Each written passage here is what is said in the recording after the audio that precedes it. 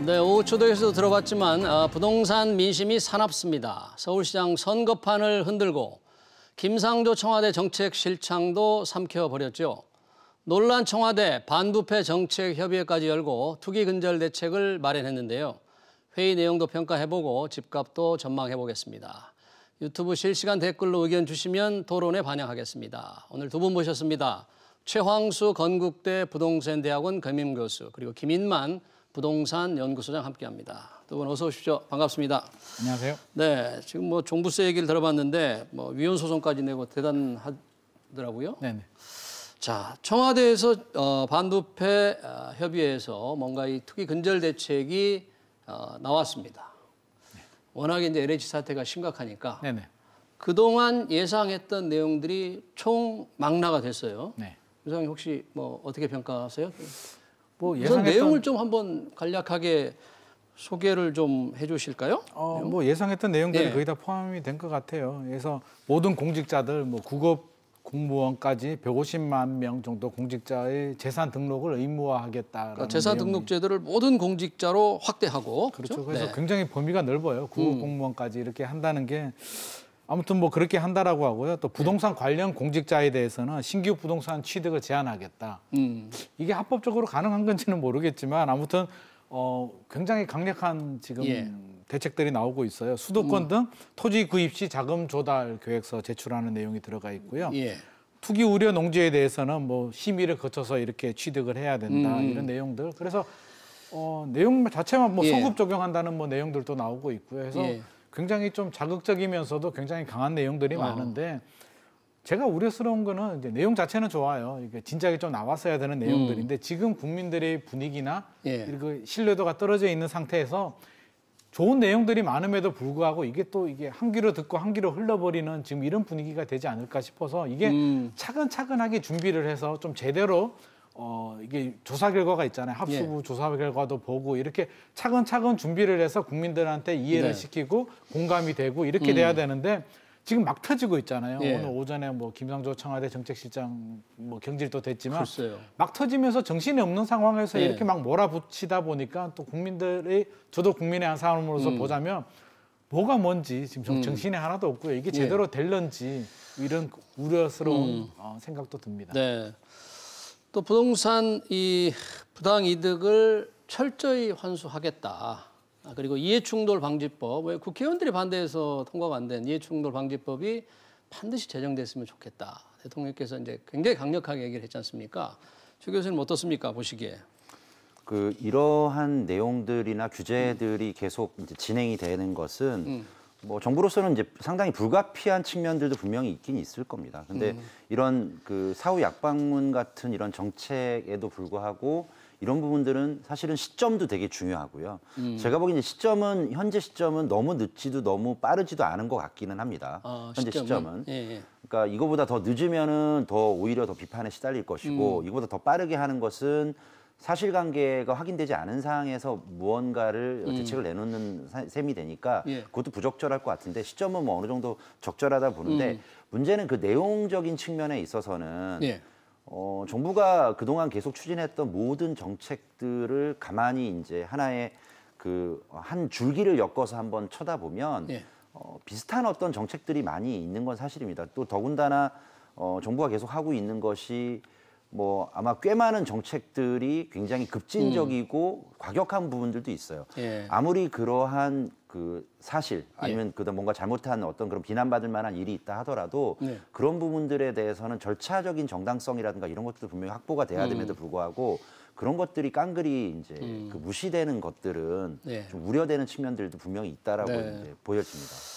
이 대책을 하나씩 좀 조금 뜯어보고 싶은데 이 대책 중에 모든 공직자, 그러니까 뭐 공공기관까지 합치면 거의 150만 정도 되는데 그분들이 재산 등록을 의무화한다. 지금 4급 이상이잖아요. 공기는 1급 이상인데. 야, 이거 공무원들 어떻게 생각할까요? 공무원들은 이제 뭐 제가 공무원은 아니지만 또 그렇게 생각할 수는 있겠죠. 이게 얼마 전에 그 여당 전 대표께서도 그랬잖아요. 윗물은 맑은데 아랫물이 맑지 않다라는 발언을 하셨는데 이게 구급 공무원까지 이렇게 가버리게 되면 이분들이 느끼기에는 우리가 투기하고 싶어도 돈도 없는 구급 공무원이 무슨 투기를 이렇게 할까? 우리까지 이렇게 과도하게 이렇게까지 해야 되나?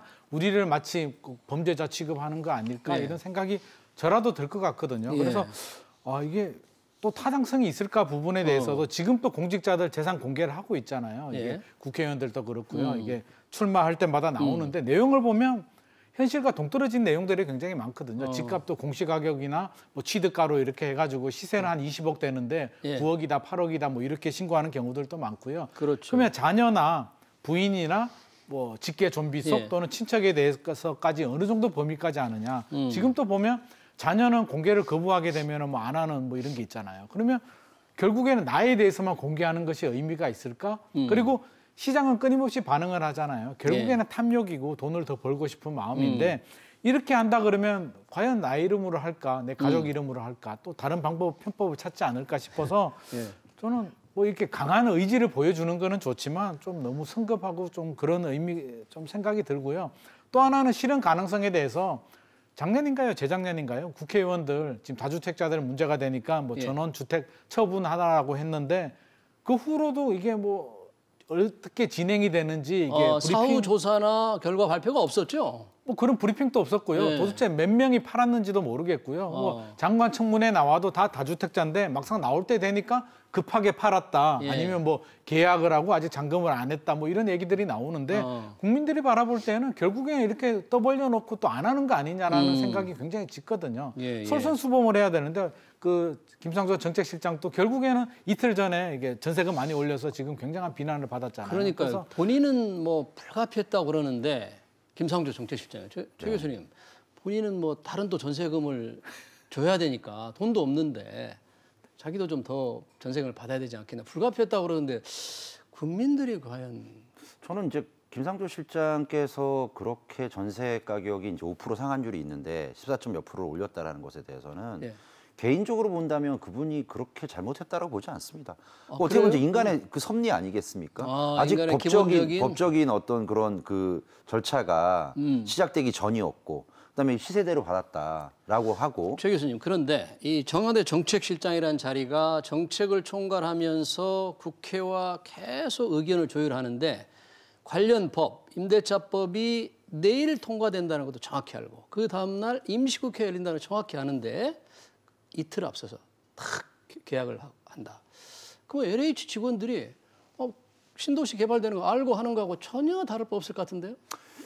그러니까 뭐 법적인 어떤 그런 그 뭐 부적절함 없다 하더라도 그렇게 하는 것이 뭐 제가 보기에는 아니다. 뭐 그것이 아주 정당하다고 보기는 어렵습니다. 그게 뭐 도덕적으로 윤리적으로 비난받아 마땅할 수도 있는데요. 저는 이제 제가 드리고 싶은 말씀은 뭐 문재인 정부가 하고 있는 부동산 정책이라든가 이런 것들이 꼼꼼히 따져보면 그럴 수도 있겠구나 하지만 제가 보기에는 굉장히 선택적 정의에 입각한 것이 아닌가. 국민들에게는 엄밀하고 엄중한 잣대를 들이대면서 본인들은 사실은 꽤 누릴 만한 것들은 다 누리면서 국민들에게 이런 것들을 좀 강요하는 것은 좀 아니지 않나. 그래서 저는 오히려 약간은 좀 희화적인 어떤 측면들도 분명히 있지 않을까라는 그런 말씀에서 드린 거고요. 또 이번에 뭐 아까 그 김 소장님도 말씀하셨지만 공직자 150만 명 다 등록하는 거 절차적으로 이게 어떻게 될까? 범위라든가. 또 행정 낭비적인 요소도 많지 않을까 이런 그러지 않겠습니까? 이걸 어떻게 또 관리하겠습니까? 어떻게 다 관리하며. 관리하고 그러면은 이분들의 150만 명 정도 되는 어떤 공직자라든가 유관기관에 있는 분들까지 다 하면은 공개를 한다라는 얘기는 그것도 다 국민들이 열람이 가능하다는 뜻이거든요. 이제 다 공개 자체는 아마 아니지만 등록을 하고 공개는 또 일정 이상 할 텐데 등록만 하면 뭐합니까? 관리를 해야 되잖아요. 관리도 해야 되고. 그러면 매년 이 조사를 해야 되지 않습니까? 어떻게 바뀌었는지. 재산 변동 사항들 분명히 체크를 해줘야 되거든요. 그러니까 이것들도 좀 어려울 것 같고 제가 보기엔 전반적으로 보면은 좀 그 정부 측에서는 약간 좀 급하다라는 느낌을 지울 수는 없는데 근데 지금의 이런 그러니까 그 들불처럼 그러니까 커진 민심을 어느 정도의 이반된 민심을 좀 잡기 위해서는 해볼 만한 어떤 도입할 만한 측면들도 분명히 있지 않나라고 싶은데 그것에 대한 운영이라든가 앵커께서 말씀하신 대로 여러 가지 운영할 때 어떤 그런 어려움 같은 것들을 어떻게 잘 극복하느냐의 문제는 여전히 계속 숙제로 남아 있는 것 같습니다. 그러니까 이 관리안에 따른 행정력 낭비도 있고 이게 과잉금치 원칙에 어긋나지 않나 이제 이런 지적도 있는데 김 소장님, 네. 이 투기 이익을 환수하겠다. 오늘 문재인 대통령도 이제 그런 말씀을 하셨는데 네.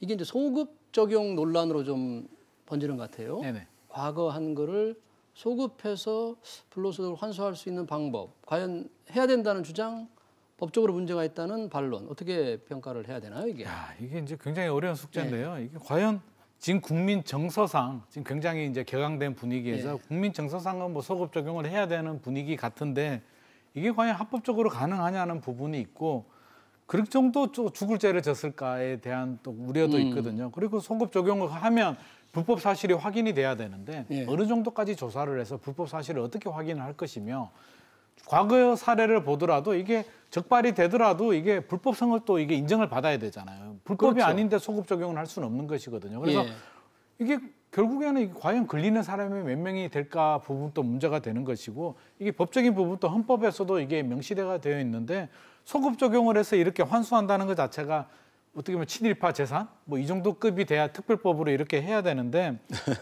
지금 또 이게 물론 180석의 이제 거대 여당이니까 특별법을 만들어서 이렇게 하겠다라고 하는데 제 생각도 이게 지금 분위기가 너무 안 좋으니까 이게 좀 민심 들불처럼 일어나는 민심을 좀 잠재우기 위해서 조금 공격적인 파격적인 이런 대책들을 발표는 하고 있지만 실현 가능성에 대해서는 만약에 이렇게 또 헌법 소원이라도 걸렸을 때 이게 과연 또 이게 뭐 유언 판결이라도 나오면 또 치명적으로 될 수도 있고요. 이제 문재인 정부 1년 남았잖아요. 1년 남았는데 아까 공직자도 그렇고요. 등록만 하더라도 등록이 제대로 될까에 대해서도 저는 굉장히 의구심이 들고요. 그렇잖아요. 이거 일일이 다 세무조사 하듯이 조사해서 150만 명을 다 관리할 수는 없는 거잖아요. 결국에 자기 재산을 자기가 이렇게 신고를 해서 해야 되는데 제대로 신고 안 했을 때 그걸 또 모니터링 할 수 있는지 부분. 또 소급 적용에 대해서도 불법 사실을 어떻게 확인하고 만약에 150만 명에 대한 재산을 전수조사해서 이렇게 한다?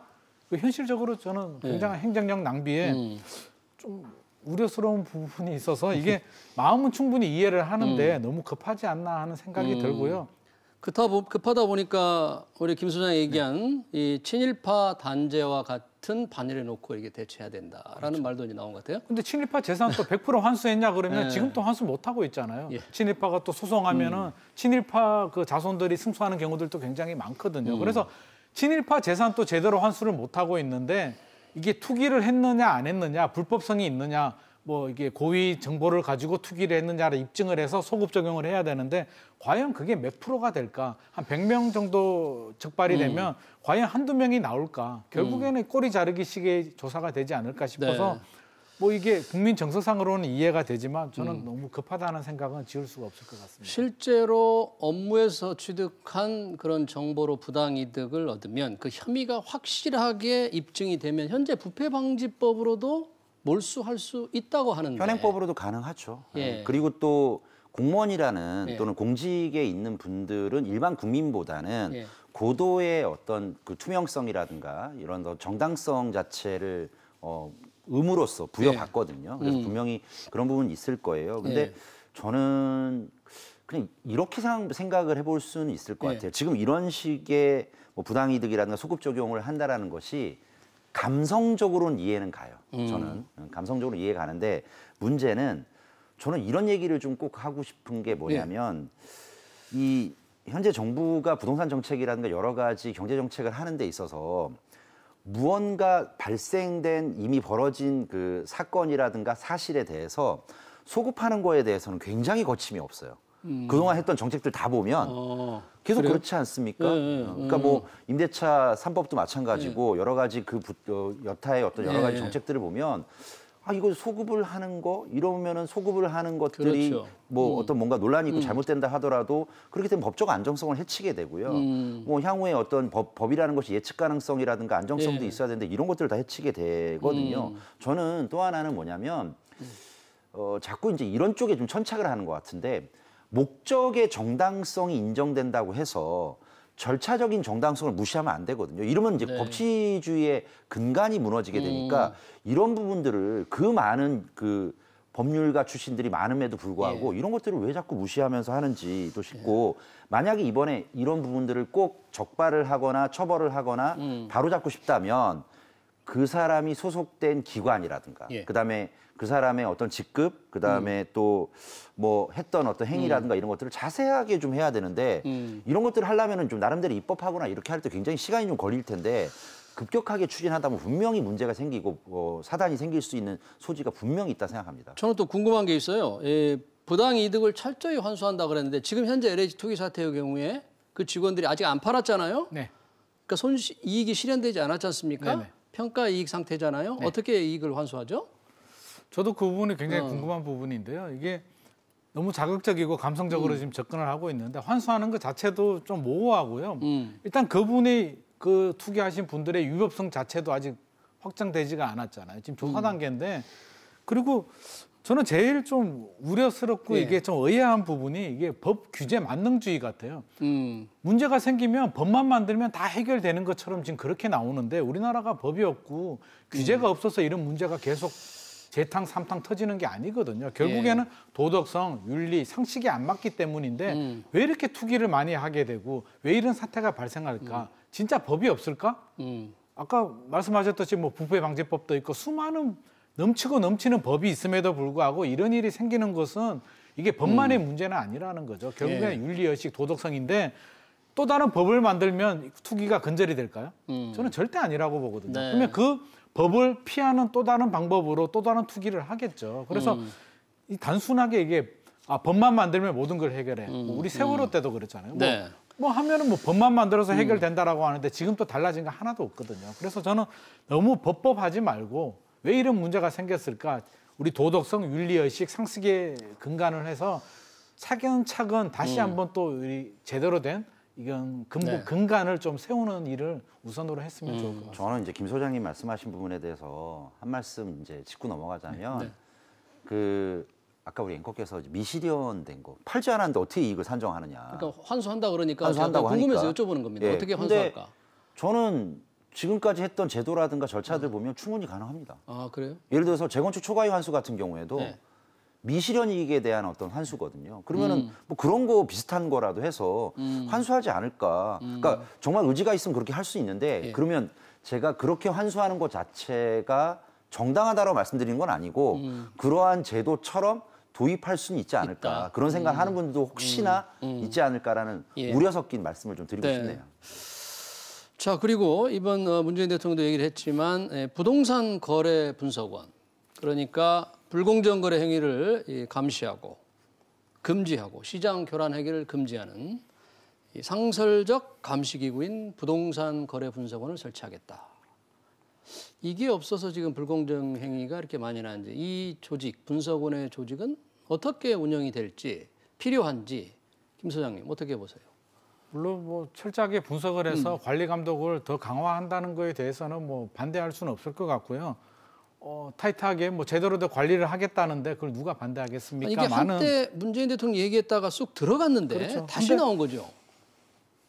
근데 현실적으로 네. 보면 지금 또 뭐 인력이 없고 조직이 없어서 과연 이런 일이 생겼을까에 대해서 저는 그렇지는 않다라고 보거든요. 우리 뭐 지금 기존의 한국감정원이 부동산 원으로 바뀌었지만 분석원으로 만들게 되면 과연 이게 투기가 근절이 되고 그 있는 사람들이 또 제대로 관리가 될까에 대해서 저는 좀 아니라고 보고요. 오히려 또 다른 일자리만 또 공공의 일자리만 더 많이 생기지 않을까 싶어서 자꾸 이게 새로운 규제, 새로운 제도, 새로운 법, 새로운 부서, 새로운 청을 만드는데 이렇게 만든다고 해서 해결된 문제 같았으면 문제가 터지지는 않았을 거라고 저는 보거든요. 그래서 예.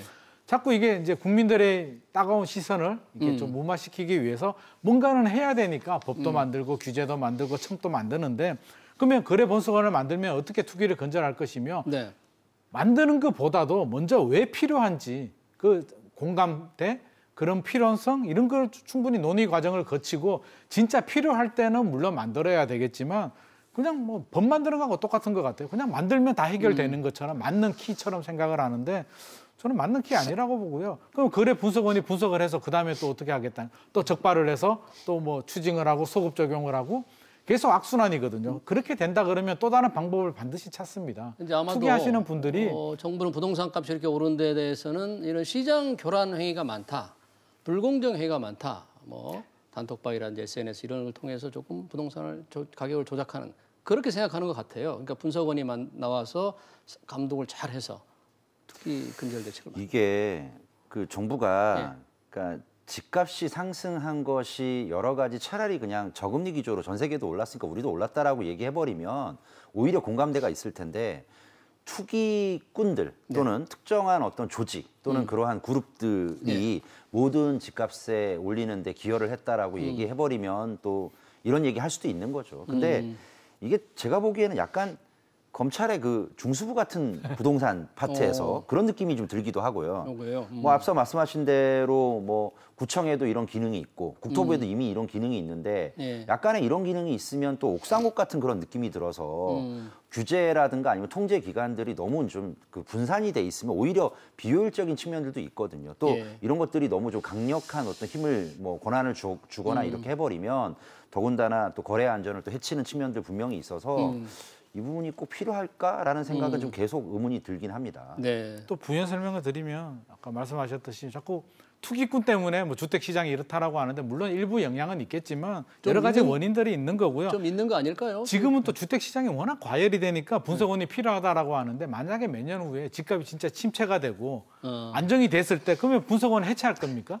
그 일하던 사람들을 또 해체할 수는 없는 거죠. 한 번 만들어진 공무원 조직은 해체가 안 됩니다. 절대. 네. 그래서 이 부분은 지금 당장 시장 상황만 보고 필요하다는 것이 아니라 지금 또 여러 기관들이 있잖아요. 그분들이 일을 잘할 수 있게 뭐 지원을 해주고 개선을 할 필요가 있지 청을 만들어 버리면 저는 그냥 우리 세금으로 일자리만 더 늘어나는 효과밖에 없을 거라고 생각합니다. 그렇군요. 사실 지금은 이 부동산 투기, 부동산 부패 이런 문제와 함께 관심이 되는 게 이런 걸로 인해서 지난번에 발표한 2사 정부의 공급 대책이 과연 제대로 될 것인가. 이제 후속 조치도 나와야 되는데 신도시 추가 신도시 또 택지 공급도 나와야 되고 또 공공 재개발 후보지도 나와야 되지 않습니까? 과연 그런 대책들은 정부는 차질없이 하겠다는 건데 최 교수님 어떻게 예상을 하십니까? 아무래도 명분이나 동력은 떨어졌다고 봐야죠. 추가적인 어떤 신도시를 뭐 계속 발표한다라는데 제가 보기엔 이제는 좀 그게 의미가 없다라고 생각이 들고요. 뭐 이달 중에 아마 발표를 구체적으로 할 거라고 예정이 되어 있긴 합니다만 새로운 택지, 신도시 택지. 신규 택지하고 또 공공재개발. 공공재개발. 근데 2차 공공재개발인 거죠? 그렇죠. 근데 공공재개발 같은 경우에는 예전에도 뭐 이런 정책이 아니더라도 효과는 좀 있을 겁니다. 왜냐하면 재개발 지역 같은 경우에는 재건축 지역과는 다르게 또 기반시설이 좀 안 갖춰진 약간 열악한 지역이다 보니까 그런 지역들은 또 주민들끼리 추진하기가 대단히 어려운 지역들일 수 있거든요. 그러면 공공이 나서서 추진이 안 되고 지지분재라는 데를 손잡아서 뭔가 마중물처럼 뭔가 작은 공급이라든가 뭐 제도 개선이라든가 이런 것들을 끌고 가면서 좀 그 열악한 주거 환경을 개선하는 데 분명히 기여를 하고 아마 공공재개발 같은 경우에는 조금 더 생각보다는 효과가 좀 있을 것 같고. 그래요? 그러면 1차로 발표를 정부 했잖아요. 그 진척 상황은 좀 있습니까? 어떻습니까? 2차 나온다는데 1차나 뭐 제대로 되고 있는지 궁금해요. 글쎄 뭐 그거는 구체적으로 확인을 안 해봤고 또 정부도 아마 그 부분에 대해서는 여러 가지 사태 때문에 아마 손을 아마 놓고 있을 거라고 이제 생각이 드는데 어쨌든 취지라든가 그 절차들 그다음에 어떤 그런 꼭 해야 되는 어떤 의무, 효과라든가 이런 부분들은 분명히 있는 부분이고 다만 재건축은 공공재건축 같은 경우에는 잘 안 될 겁니다. 왜요? 그러니까 재건축 같은 경우는 기본적으로 지가가 좀 있는 지역이고요. 그리고 스스로 주민들끼리 그러니까 개개인의 조합이라든가 이런 쪽에서 추진을 한다 하더라도 사업성이 있기 때문에 굳이 공공과 손잡고 또 개발이익까지 환수당하면서까지는 안 해도 될 거거든요. 아, 근데 정부는 공공 재개발, 재건축 공공 주도로 열심히 할 것 같다는 얘기를 했는데. 그러니까 이제 분리해서 봐야 되는 게 재개발은 그럴 수 있는데 재건축은 사항이 다르다는 얘기죠. 아, 그래요? 예, 그리고 실제로 정부도 아마 제가 보기엔 소관부서라든가 담당자들은 재개발 쪽은 강하게 추진해도 한번 쭉 어느 정도 주민들이 동의를 구하고 또 얘기를 주도해서 할 수 있을 것 같은데 재건축은 해보니 역시나 잘 안 될 거라고 이미 알고 있지 않을까라고 생각하고 혹시 있습니다. 강남 재건축 잘 안 될 거라고 그렇게 생각하시는 겁니까? 아니면 전체적으로 재건축? 강남에 있는 재건축 단지가 공공 재건축 한다고 했을 때 어느 누가 동의하는 안 되겠다. 뭐 환영하는 단지들 별로 없었던 것 같고 뭐 재건축 중에서도 약간은 뭐 강북 지역이라든가 뭐 비수도권 지역 같은 경우에는 재건축 단지를 하더라도 뭐 공공 재건축을 원하는 단지가 있겠지만 우리가 이제 이해하고 있는 시장을 주도하고 있는 주요 단지들의 재건축 지역들은 그렇게 환영하지 않을 거다라고 생각이 드는데요. 하긴 그 박영선 서울시장 후보로 나선 더불어민주당의 박영선 후보도 그런 얘기는 했더라고요. 강남 지역의 재개발 재건축은 공공주도 고집 안 하겠다. 네. 정부는 조금 열심히 할 것 같은 생각인데 더불어민주당 서울시장 후보는 조금 생각이 다른 것 같아요. 조금 더 현실적으로 이제 말씀을 하신 것 같고요. 네. 아까 교수님 말씀하셨듯이 뭐 공공 재건축 뭐 저는 뭐 당연히 안 될 거라고 생각을 하고 있고요. 저는 공공 재개발도 쉽지 않을 거라고 생각하거든요. 재개발도? 공공 재개발이 재건축보다는 좀 수월하겠지만 지금 한남 1구역도 이제 두 번째 발표 대상으로 들어가는데 한남 1구역이 안 된 이유도 있거든요. 한남 1구역이 이태원역 금방 말씀하신 그렇죠. 거죠? 그래서 상권이 좋았기 때문에 기존에 반대하는 분들 굳이 재개발하는 것보다 나는 지금이 더 낫다라고 해서 반대하는 분들도 있었고요. 여러 가지 이해관계가 굉장히 상충되어 있는데 공공이 개입을 해서 주도를 해서 이 모든 문제를 해결을 한다? 저는 그것 자체도 굉장히 어렵고요. 공공주도 공공재개발이 잘 되려면 결국에는 LH나 SH의 규모도 더 커야 되고요. 사람들도 더 뽑아야 되고 능력을 더 키워야 되는데 지금 LH를 더 키워야 돼요? 지금 해체라는 목소리가 있는 상황에서 LH, SH 공공이 주도해서 신뢰가 바닥이 떨어진 상태에서 민간 토지 소유자들, 조합원들을 이게 뭐 이해관계를 조율하고 이끌어 간다는 거에 대해서 저는 좀 굉장히 어려울 것 같고 더 발표하지 말고 지금 발표한 거라도 저는 잘 수습했으면 하거든요. 지금 있는 것도 지금 수습 못하는 판국에 더 발표해서 발표로 끝날 수도 있잖아요. 그래서 일관성이 있는 정책도 중요하지만 더 발표보다는 이미 발표한 내용을 일관성 있게라도 잘 마무리하고 잘 추진하고 우리 하반기에 3기 신도시 사전 청약 남았잖아요. 흔들림 없이 지금 많은 사람들이 기다리고 있거든요. 그런 거라도 흔들림 없이 잘 추진하는 게 중요하지 지금 새롭게 2차, 3차 더 발표만 하고 우리 뉴타운 그랬잖아요. 시범하고 2차, 1차, 2차, 3차까지 발표만 하고 끝나버렸단 말이에요. 그 뒷감당은 그 다음 목이었기 때문에 제발 섣부른 발표만 하지 마시고 발표된 거는 참 지금 말씀하신 대로 1차 공공 재개발도 제대로 된 그 주민 설명회도 제대로 못 하고 있다고. 아직 제대로 추진 안 되는 걸 알고 있습니다. 네, 주민 설명회가 제대로 안 된다 그래요. 1차도 제대로 안 하고 있는데 2차 또 발표한다. 제가 볼 때는 너무 무리한 욕심 아닐까 싶습니다. 지금 우리 김 소장님이 7월 3기 신도시 사전청약 말씀하셨는데 지금 사실 주민들은 LH 주도의 이런 감정평가에 상당히 반발하고 있는데 이게 만약에 사전청약을 하고 정작 사업이 지연되면 상당히 좀 큰 문제가 생기는 거 아닐까요? 예전에 그 사전청약 제도가 도입이 되었었다가 실패했던 원인이 있습니다. 그게 뭔가요? 사전청약이라는 게 본청약 하기 전에 그렇게 시간적인 인터벌이 없는 상태로 일단은 내가 본청약에 사전 합격하는 거랑 똑같은 건데 합격은 했는데 나중에 본청약이 기간이 한 3, 4년 길어져 버리면 사업이 지연되면 그럼 그 사이에 또 집가라든가 부동산 가격은 또 내가 그 기존에 있던 청약 자격을 유지를 해야 되니까 나만 바보 되는 거 아니야 이런 생각을 할 수도 있잖아요. 그게 제일 걱정일 것 같아요. 7월 사전 청약의 문제. 그러니까 7월 사전 청약을 해서 당첨이 됐다라고 하면 본청약까지 제가 보기에는 기다릴 수 있는 거는 1년에서 1년 반 정도일 텐데 예를 들어서 2, 3년이 이제 연기가 돼 버리잖아요. 그러면은 이거는 또 사전 청약의 어떤 제도 자체의 그 원래 취지가 완전 무색하게 돼 버리거든요. 그러면은 그런 것들은 도입을 안 하니만 못하는 결과를 가져오기 때문에 이런 것들도 빠르게 그 추진해야 되고 뭐 변동이라든가 그다음에 흔들림 없이 해야 되는데 과연 또 이게 좀 어느 정도 마무리할 만큼의 어떤 여력이 있을까라는 느낌이 듭니다. 지금까지. 그것도 아직 뭐 현 정부의 어떤 임기도 그렇게 많지 않은 상황에서 과연 가능할까 이런 의구심이 드네요. 과거 사례를 보면 사전 청약이 성공하려면 이제 두 가지 조건이 필요해요. 하나는 아까 교수님 말씀하신 것처럼 인터벌이 짧아야 되고요. 너무 길어지면 안 되고 두 번째는 그 길어진 인터벌 내에 부동산 시장 분위기가 지금처럼 이어져야 되는데 침체가 된다든지 안정이 돼 버리면 사람들은 결국에는 오르락가는 것도 바라고 있는데 뭐 집값이 내가 분양을 받았는데 안 오르거나 오히려 더 떨어져 버리면 다 계약 해지해 버리거든요. 그래서 그런 변수도 있어서 인터벌이 짧아야 되는데 교수님 말씀하신 것처럼 지금 상황을 보면 좀 우려가 되는 부분이 있습니다. 그러면 7월 사전 청약을 하라고 자꾸 권장하는 것도 좀 조심해야 되겠는데요. 만약에 그런 사업 지연이 생기면 어떡합니까? 그러니까 정부가 일관성 있게 혹시라도 뭐 정권이 바뀌든 차기 정부도 이 부분에 대해서는 약속을 지키고 일관성 있게 추진할 필요가 있을 것 같습니다. 말씀하시니까 최근 그 부동산 시장에 약간의 변화가 좀 생기는 것 같은 뭐 보도가 많이 나오고 있지 않습니까? 뭐 집값이 안정되고 있는 건지 이게 집값이 떨어진 비율 전체 거래 중에서 조금 오른다고 하는데 어떻습니까? 최 교수님 이게 상황을 보니까 지금 뭐 최근에 그 단기 한 2, 3주간에는 그러한 어떤 형태가 나타나고는 있는데 이 부분에 대해서는 뭐 저는 이제 평가를 좀 보류하고 싶은 게 계속 어느 정도 집값이 계속 상승하거나 전세 가격이 오르다가 예. 약간은 뭐 두세 주 정도의 안정세를 보였다고 하니까 또 실제로는 이제 주요 인사가 나와서 집값이 잡혔다는 둥, 전세 가격이 잡혔다는 둥, 뭐 이런 얘기를 하니까 그 얘기가 나오자마자 또 다시 상승하는 것들이 계속 반복이 됐었거든요. 그래서 그런 것들이 시장의 방향성, 그러니까 그것이 집값이 됐던 전세 가격이 됐던 시장의 방향성이 결정되는 거는 그래도 몇 달 정도는 지켜봐야 되는데 예. 사실 지금은 이미 전세 가격 같은 경우에는 3월 달이 접어섰으니까 이미 이사철이 다 끝났고요. 그리고 원래부터 3월 달 같은 경우에 3, 4월 달 같은 경우에는 그 이사철 같은 경우에는 예전과는 다르게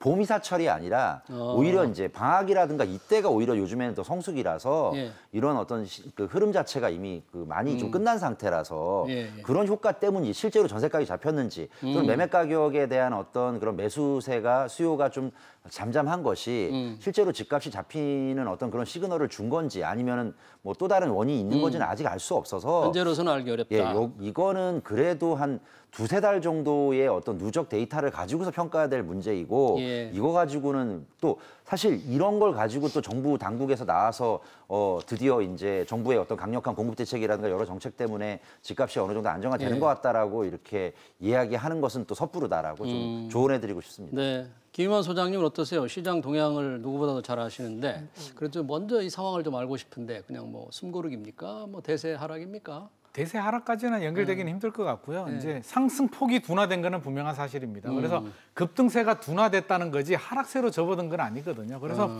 교수님 말씀하신 것처럼 좀 지켜봐야 되는데 2, 3개월이 아니라 한 1년 정도는 안정이 이어져야만 저는 안정이라고 보여지고요. 네. 정부 관계자들이 나서서 너무 이렇게 호들갑을 안 떨었으면 좋겠고요. 과거를 보면 꼭 이렇게 뭐 얘기하고 이러면 또 집값이 오르더라고요. 그래서 아직은 좀 조용히 있었으면 좋겠고 또 기대감이 있잖아요. 예. 이번에 좀 있으면 이제 서울시장 선거가 있고 여러 가지가 있어서 변수들이 굉장히 많아요. 이게 시장을 자극할 만한 요인들 지금 여당이든 야당이든 서울시장 후보님들의 공약을 보면 네. 상당히 자극적인 내용들이 많거든요. 규제를 많이 풀어준다, 뭐 일주일 내에 뭐 안전진단을 한다라고는 뭐 이런 자극적인 내용이 많아서 오히려 이것들이 더 저는 더 또 시장에 또 자극을 소장님, 주지 않을까. 좀 구체적으로 네. 우리 박영선 후보, 오세훈 후보 딱 집어가지고 한번 좀 비교를 좀 해봐주세요. 오세훈 후보가 공약. 한다면 공약을 두 분 다 공통점이라면 네. 이제 주택 공급을 많이 늘리겠다. 예. 뭐 박영선 후보님은 30만 원 공공 주도로 30만 원을 하겠다는 것이고요. 오세훈 후보는 이제 민간 주도로 36만 원을 하겠다는데 뭐 공급을 늘린다는 데는 공통점이 있는데 이제 민간 주도로 하느냐 공공 주도로 하느냐 이 차이가 있고요. 제가 볼 때는 둘 다 실현 가능성은 없을 것 같아요. 이게 말이 쉽지 30만 원을 이게 그러니까 둘 다 실현 가능성이 없다. 그렇죠. 전제 조건은 예. 1년 하고 다음에도 재선을 해서 또 몇 년, 한 2번, 3번 정도 더 한 다음에 뭐 그런 것이 일관성 있게 추진이 됐을 때 가능하다는 얘기고 아마 지금도 진행되고 있잖아요. 그래서 내가 주도해서 이 물량을 플러스 알파 늘리는 것이 아니라 지금 어차피 여러 가지 진행되는 재개발 구역들이 있는데 거기에 좀 더 지원을 해서 원활하게 이렇게 지금도 한 3만 원, 4만 원씩 입주 물량이 나오고 있잖아요. 그런 물량들을 유지하겠다. 이렇게 이해를 하면 되지 예. 그 물량 플러스 30만 호가 더 나온다 이렇게 해석을 해버리게 되면 저는 현실적인 이게 과연 가능할까에 대해서 그리고 오세훈 후보님 같은 경우는 이제 규제 완화도 굉장히 많이 나오고 있거든요. 네. 35층 완화, 뭐 용도 뭐 7층, 네. 뭐 2종 일반 주거 지역에 7층 이하도 나오는데 저는 이렇게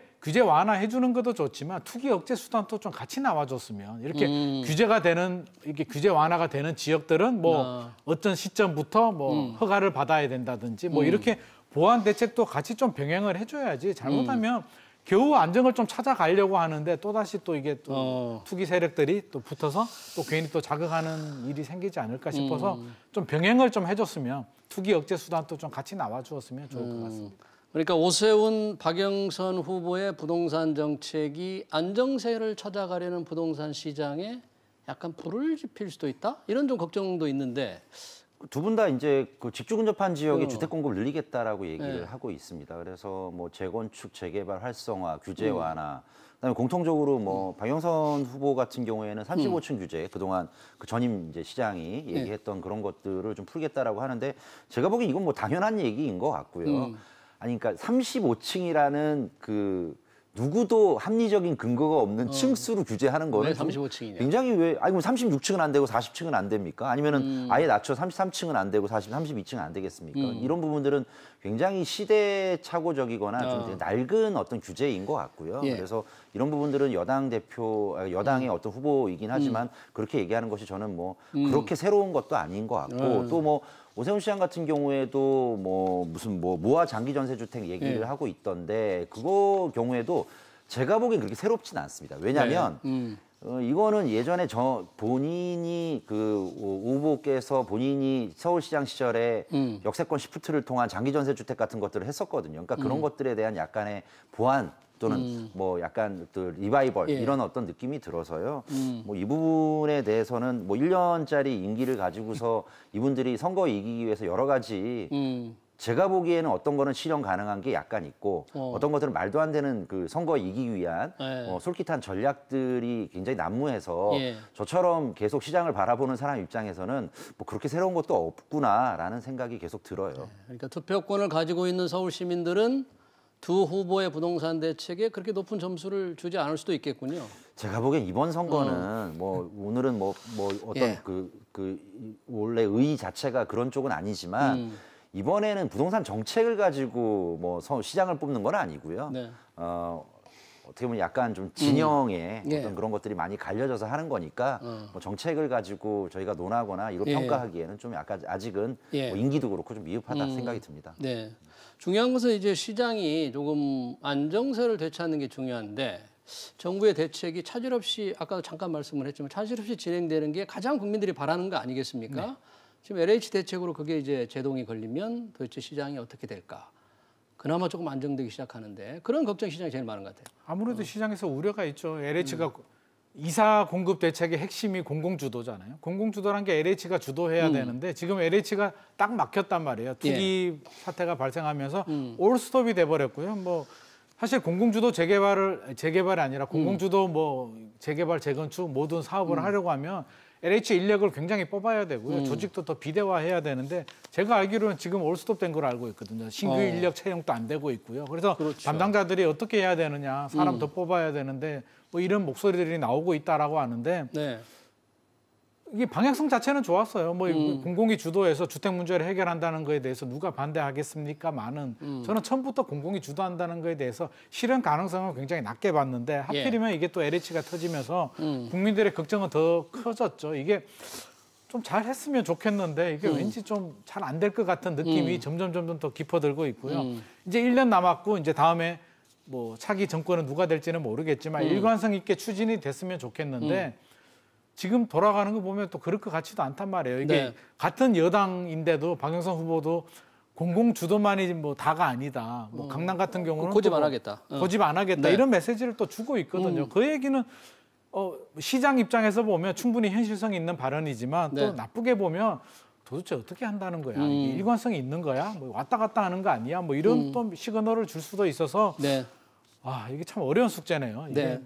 또 하나 궁금한 게 이 박영선 후보가 주장한 건데 공시가 9억 원 이하의 종부세 인상률을 10% 이내로 제한할 필요가 있겠다. 뭐 이런 얘기를 했잖아요. 그동안 공시지가 오르고 종부세가 오르는 것은 극히 일부에 불과하다고 했는데 정부 정책과 좀 다른 얘기 같아요. 이런 것들은 굉장히 중요한 얘기 같은데.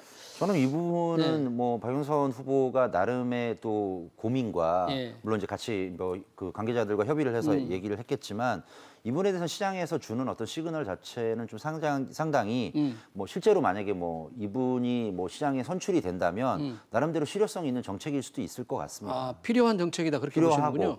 또 어느 정도는 그 공감이 있을 만한 것들이고요. 또 나중에 뭐 어찌하면은 그 종부세 그 상한의 한계를 지금 이제 9억으로 되어 있잖아요. 1세대 1주택 같은 경우는 그렇죠. 뭐 다주택은 6억 돼 있는데 이런 것들도 약간 뭐 물가라든가 인플레가 됨에 따라서 이걸 조정하는 것들도 일부 흘러나오고 있더라고요. 그러면 그런 부분에 대해서도 좀 전향적으로 검토한다는 건 약간의 뭐 어느 정도 긍정적으로 평가를 해드리고 싶습니다. 근데 왜 그걸 여쭤봤냐면 그동안에 이 종부세 세금에 대한 불만은 언론의 부추기입니다. 실제는 그렇지 않다. 극히 일부분이라고 했는데 여당 서울시장 후보가 마치 그거를 인정하듯이 인상률을 좀 낮춰야 되겠다고 하니까 정부와 좀 선이 다른, 결이 다른 정책이 다른 것처럼 보여져서 시장에 좀 약간의 그 이중적인 신호를 주지 않을까 생각해서 여쭤본 거죠. 이중적인 신호를 줄 수도 있고요. 엇박자라고 볼 수도 있는데 저는 이 부분에 대해서는 박영선 후보님 말이 맞다라고 보고요. 공시가격 현실화 로드맵이 나왔어요. 그래서 2030년까지 올리겠다라고 하는데 이번에 공시가격 인상안을 보면 너무 급하거든요. 이거 급해도 이렇게 급할 수가 있을 정도로 지나치게 급하기 때문에 여기에 제동을 걸어주는 건 저는 굉장히 바람직하다라고 보고 이게 10%가 될지 5%가 될지는 저는 10%도 이게 높다라고 보거든요. 그래서 어떻게든 조절을 해야 되고 이게 뭐 굉장히 이게 뭐 6억, 9억 이 기준도 사실은 우리가 15년 전에 고가주택 기준이 6억, 9억이었잖아요. 그러면 공시가격도 오르고 시세도 오르는데 왜 기준은 안 오르느냐. 그래서 저는 6억이 한 12억 가야 되고요. 9억이 18억 가는 게 정상이라고 보거든요. 그래서 9억이 18억까지? 아니 시세도 15년 전하고 비교해 보면 우리가 3배 이상 올랐잖아요. 공시가격도 3배 정도 올랐다면 6억이 12억 가는 게 결코 이상한 숫자는 아니거든요. 그래서 꼭 12억까지는 아니면 9억이라도 뭔가 좀 현실성 있는 시장 상황과는 맞는 이런 정책을 펴야지 너무 동떨어져 있는 것 같아요. 이게 뭐 로드맵이라든지 이렇게 내용을 보면 과연 시장 상황을 제대로 체크하고 있나 이런 생각이 드는데 박영선 후보께서 이런 말씀을 하신 부분에 대해서는 저는 굉장히 긍정적으로 평가하고 있습니다. 박영선 후보는 이제 그 종부세 인상률 제한을 얘기했고 1주택 종부세 대상 공시가 9억 이 부분은 이제 얘기는 안 하셨는데 우리 최 교수님은 그 9억 공시가 대상이 좀 올려야 된다고 보시는 겁니까? 저는 최소 50% 정도는 인상을 해야 된다고 생각합니다. 50%면 그럼 이제 한 13억 5천. 13억 정도로. 예, 6억은 뭐 예를 들면 한 9억 정도로 이 정도는. 그러니까 아까 그 김 소장님 말씀하신 대로 뭐 배로 올린다. 이거는 또 약간의 또 모르겠어요. 보는 사람에 따라서는 너무, 그게 제가 보기에는 그게 맞다라고 하더라도 현실적으로. 근데 약간의 또 수위 조절은 필요한 거니까 뭐 이 정도 선에서 중간에 타협을 하면서 어느 정도 현실화 시키는 게 맞는데 너무 이걸 옥죄기를 해놓으니까 여러 가지 실제로는 그 집값만 올랐지 소득은 늘어나지 않은 상태에서 세금만 늘어나면 나의 가처분 소득이 줄어서 줄어든 가처분 소득 때문에 소비라든가 수요가 떨어지면 오히려 성장률에 또 성장률이 좀 떨어지는 그런 측면도 분명히 있거든요. 그러니까 이런 부분도 좀 종합적으로 좀 감안을 해야 되지 않을까 생각이 듭니다. 우리가 그리고 종합부동산세가 약간 부자세 개념이잖아요. 부유세 개념인데 개념이죠. 15년 전만 하더라도 공시가격 6억이면 비쌌어요. 이게 마포 아파트가 뭐 6억, 7억 하던 시절이니까 충분히 고가 아파트인데 요즘 공시가격 6억이 서울에 25평 아파트면 거의 다 넘어버리잖아요. 그래서 기준도 올려야 되고요. 저는 실수요자들 있잖아요. 1주택자들. 아니면 내가 거주하는 집에 대해서는 좀 빼주는 것도 필요하지 않을까. 다주택자라도 내가 거주하는 집은 빼고 나머지 주택에 대해서 부유세를 매기는 게 저는 맞지 않을까 생각하거든요. 내가 살 집은 하나 있어야 되잖아요. 내가 살 집에 대해서 세금을 이렇게 매기는 거는 바람직하지 않아 보여서 적어도 1주택자들이나 내가 살 집은 빼고 나머지 주택에는 뭐 중과세를 하든 뭘 하든 그렇게 하시는 게 바람직하지 않을까 싶습니다. 아까 저희 그 전사면 숭실대 교수 종부세 위원수석이 참여한 자문위원인데 그분도 1세대 1주택의 종부세는 폐지하는 게 바람직하다 이제 이런 주장을 했는데 그래도 이게 현 여당이나 정부에서는 먹히지는 않을 것 같아요. 그런 주장 자체가. 그거를 만약에 양보를 한다라고 하면 그동안 한 4년간 끌어왔던 모든 정책에 대한 방향성을 틀어버리는 거니까 이거는 아마 여당 측에서는 쉽게 선택할 것 같지는 않고요. 어쨌든 수위 조절이라도 좀 해야 되는 거 아니냐 이제는 그런 생각이 들어요. 그 수위 조절이라는 것은 종부세 대상이거나 또는 종부세 인상률이거나 이런 거를 조금 완화하는 게 필요하다. 네, 뭐 그것도 뭐 그다 인별로 예를 들어서 뭐 소득 기준을 한다든가 아니면은 또 실제 지역별로 약간은 또 가격이 편차가 좀 있거든요. 예를 들어서 뭐 다른 서울이 아닌 다른 지역에 뭐 6억, 9억 하고 서울에 6억, 9억 하고 다르니까 요것들도 약간 좀 그러니까 어느 정도 계층을 좀 나눠서 이제 디테일하게 해야 되는데 그냥 아무런 기준 없이 그냥 금액으로만 단죄를 해버리니까 상당히 그 지역별로 각각의 또 바라보는 시각이 달라지니까 이 부분은 좀 약간 개선이 됐으면 하네요. 아까 김 소장 말씀하셨지만 서울의 경우에는 아파트 5채 중 최소한 한 채가 종부세 대상입니다. 서울 전체로 보면. 그러니까 20%가 훨씬 넘는 비율이 부동산 부자다. 그래서 세금을 내는 거예요. 종부세를 낸다는. 그러니까 저는 이게 과연 20%가 과연 부자로 봐야 되느냐 부분에 대해서도 그렇고 통계가 그렇고 실제로 보면 모든 아파트 기준에서 그렇고요. 우리가 바라볼 때에는 그래도 좀 살만한 아파트, 내가 가고 싶은 아파트 그런 게 기준이지 뭐 나홀라 아파트 뭐 어디 좀 말하기는 그렇지만 그런 것까지 모두 다 통틀어 버리면 너무 자꾸 정부 발표를 보면 빌라, 연립, 다세대, 뭐 지하까지 다 합쳐서 뭐 몇 프로밖에 안 된다라고 전국 92%는 괜찮다라고 하는데 그렇게 볼 것이 아니라 서울에 살만한 뭐 중층 이상 아파트들은 그렇지 않거든요. 그래서 서민들 부담되는 거는 사실이어서 저는 쉽진 않을 거예요. 지금 현재 문재인 정부의 기조가 핵심이 종합부동산세이기 때문에 이거를 손대는 것 자체는 지난번 작년 말에도 뭐 계속 그 얘기는 나왔었거든요. 실수요자들 뭐 완화시켜 주겠다라고 했는데 총선 끝나니까 또 흐지부지 돼버렸단 말이에요. 그래서 제 생각에는 안 바뀔 것 같은데 내년이라도 뭐 내년에 또 대선도 있고 있잖아요. 결국에는 저는 가야 될 길이 아닐까. 폐지는 안 하더라도 적어도 실수요자들은 보호해줘야 되지 않을까. 집 하나 있는 사람들이 그렇게 죄가 아닌데 이렇게 재산세를 또 내잖아요. 재산세 내고 취득 살 때 취득세 내고 팔 때 양도세 내면 됐지. 어떻게 보면 미실현 이익에 대한 과세일 수도 있는 종합부동산세, 부자세를 이렇게 집 하나 가지고 있다는 부분에 대해서 매기는 거는 좀 너무 부당하다고 생각을 합니다. 네. 그러니까 이 정부는 이 종부세 내기가 버겁거들랑 비싼 곳에서 살지 말고 조금 싼 곳으로 가는 게 어떻겠느냐라는 철학이 담겨 있는 거 아닐까요? 네, 뭐 동의합니다. 네, 뭐 말씀하신 내용에 동의하는데 저는 궁극적으로는 이런 부분들도 분명히 완화되거나 하는 과정 중에 하나가 아닐까 싶습니다. 뭐 그건 뭐 정부의 성향에 따라서 약간씩은 그 바라보는 관점이 다를 수 있는데 뭐 이런 생각이 좀 들어요. 예전에 왜 그 일반적인 자동차라든가 TV 같은 데도 특별소비세라고 해가지고 뭔가 좀 뭔가 이렇게 비싼 거를 갖고 있으니까 여기에 대해서는 살 때도 거기에 뭐 특별한 어떤 그 세금을 좀 같이 붙어서 뭐 매수 금액에 어떤 걸 포함을 시키는데 이것도 뭐 좀 시간이 지나고 하다 보니까 필수품이 됐고 그러다 보니까 이런 것들은 없어졌듯이 마찬가지로 기준을 바꾸든 아니면은 그런 부분에 대해서는 좀 국민들이 어느 정도 공감하는 정도까지만 해야 되는 게 아닐까 싶은데 이게 뭐 점진적으로 바뀌지 않을까 싶은데 어쨌든 지금 상황에서는 현재 어떤 여당 측이라든가 아니면 정부 측의 관점은 거기에 그렇게 친한 관점은 아니니까 당장 바뀌긴 힘들지만 그럼 뭐 바뀔 거라고 생각은 들긴 합니다. 네. 사실 지금 이사 부동산 대책의 핵심적인 것 중에 하나가 우리가 잠깐 얘기했지만 이런 이제 세금 문제 외에는 이제 공급 관련인데 국민들이 그래도 공급 확대에 대한 정부의 확고한 의지에 약간 기대는 지금 가지고 있는 것 같아요. 그 기대감이 시장을 안정시키는 긍정적인 요인으로 작용하고 있다고 보는데 과연 계속될 것인가 그런 기대감.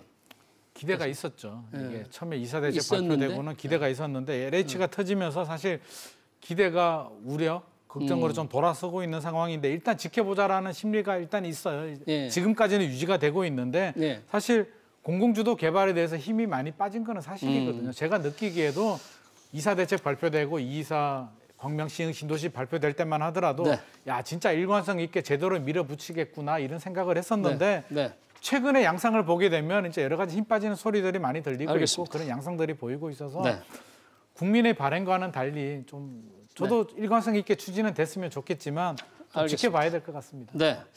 자, 부동산 대책, 이사 공급 대책, 정부의 투기 근절 대책 잘 들었습니다. 지금까지 김인만 부동산 연구소장 그리고 최황수 건국대 부동산대학원 겸임 교수였습니다. 고맙습니다.